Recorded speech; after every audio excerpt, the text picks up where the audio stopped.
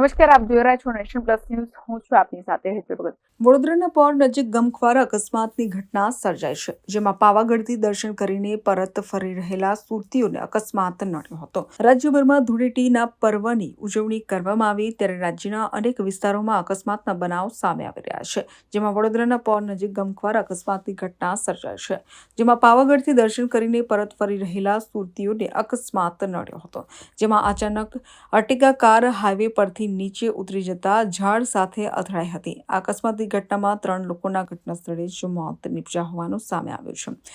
સુરતના ડિંડોલીમાં રહેતા અને મૂળ મહેસાણાનો પરિવાર પાવાગઢ દર્શન કરીને પરત ફરી રહ્યો હતો, ત્યારે વડોદરાના પોર નજીક તેમની કાર અચાનક હાઈવે પરથી નીચે ઉતરી જતા ઝાડ સાથે અથડાતા અકસ્માત સર્જાયા હોવાની ઘટના સામે આવી છે. Bureau report, nation plus news, Vadodara. સમાચારોના સતત અપડેટ મેળવવા માટે અમારી નેશન પ્લસ ન્યૂઝની યુટ્યુબ ચેનલને સબસ્ક્રાઇબ કરો, બેલ આઇકન દબાવો અને જોડાયેલા રહો ફેસબુક, ઇન્સ્ટાગ્રામ અને ટ્વિટર પર.